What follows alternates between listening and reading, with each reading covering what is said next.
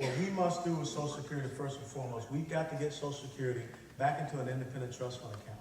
They took it out, they put it in a general operating account.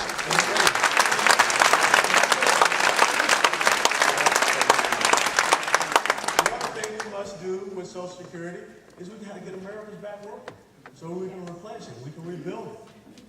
Then the next thing we got to do, we got to understand something. Our birth rate is declining. And remember, this is a simple statistic, and you can read a great book by Mark Stein called America Alone. It takes 2.1 live births to sustain a society. Look at where we are, where we're headed. There are some countries in the world that are at less than 1%. They're dying off. And you look here at our life expectancy. In 1950 it was 68. Now we're going to 78. We have to make some changes to this thing called Social Security. So when you talk about a simple change from 65 to 69, the savings that we have off of that are incredible. And it does do good things to bend that curve down for our debt and our deficit. So that's one of the recommendations I do believe we need to accept as we move forward in the out years of Social Security. So when these people start making these robocalls talking about Allen West wants to destroy Social Security, please do that. Okay? But that's not true. But see, that's part of this Orwellian machine out there. That's part of this information war. That's part of this propaganda machine that is happening in the United States of America. And that's why it's so important every month that I come back and I stand before you so that you know the truth, you know the information, and you can say, that's not the case. Next slide. If we do nothing, this is what the trustee board says. It will be cut 22%. It is unsustainable. So choose it. If you want us to do nothing, it will be cut. But if you can just believe that we can come up with the viable solutions, we can maybe save it, sustain it, replenish it, and restore this great system that we said we made a contract with the American people, our seniors. Next slide. Next slide. And those are the principles. No one is talking about hurting our seniors. That's not the case. But we do have to recognize that there is a problem, and we have to take care of that system. Next. I will let you all read these last final quotes because I believe that they will speak for themselves.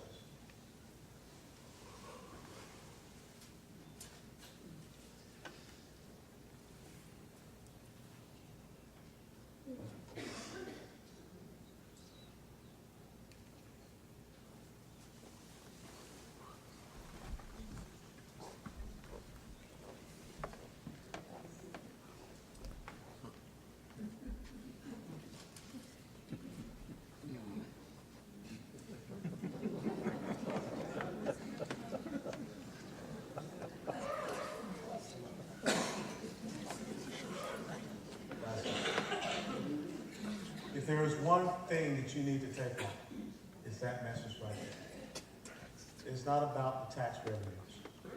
It's about the spending in this country. Now, before we go ahead, I have to recognize a very special individual.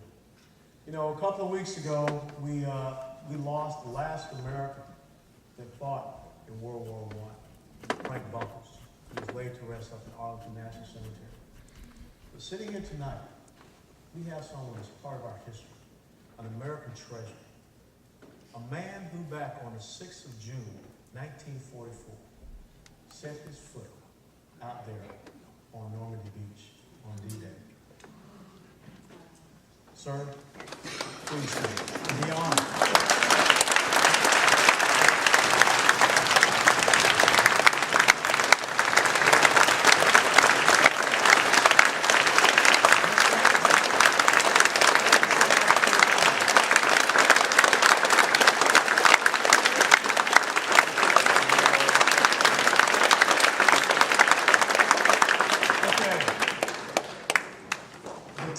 Now 7:55. The mic is open. What are your questions?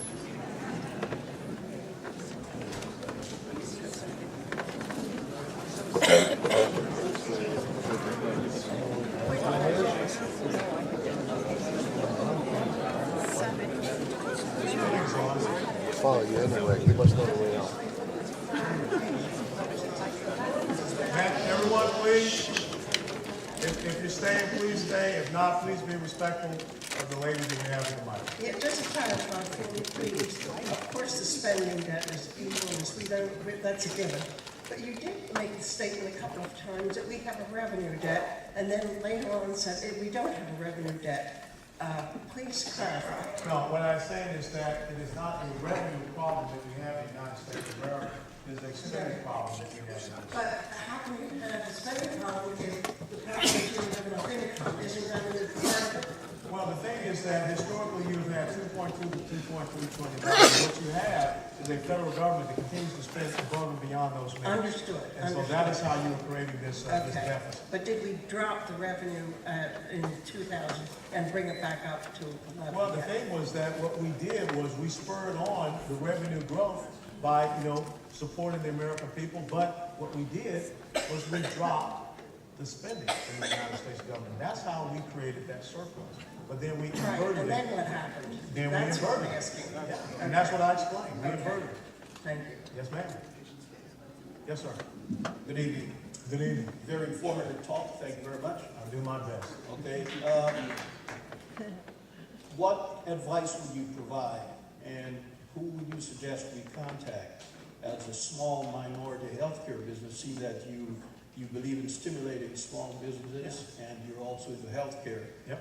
What advice would you provide, and what contacts would you provide us with for us to see some opportunities to grow business here in South Florida, and create employment and all those other benefits? Well, one of the first, two things we have to do. We have to reduce the taxation burden. I'm an advocate of going to a flat tax first and foremost. And here's my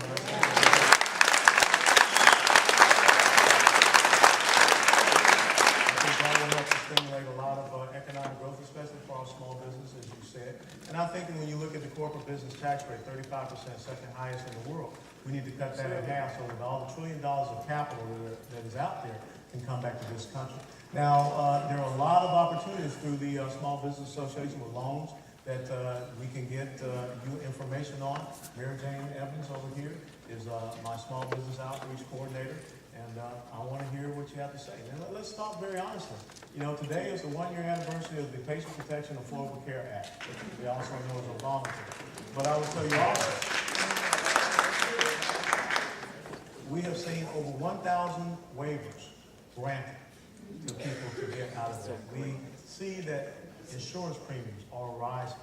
We know that there will be $500 billion of cuts to Medicare. We know that in the out years, 2013 to 2014, there will be incredible spending. We know that it creates 159 government agencies and bureaucracies, 11 new taxes. That's not the way that you reform healthcare in the United States of America. The number one thing that we did not do with this piece of law was tort reform, catastrophic litigation. And the other thing we have to do, part of free market and free enterprise is competition. We have to make sure we have competition in the insurance market so that people out there are competing for the best possible insurance policy for themselves. So those are the perspectives that I want to bring to the table. Thank you so much. Thank Will you. I have a moment to speak with your assistant? That's why we're here. Okay. Yes, sir.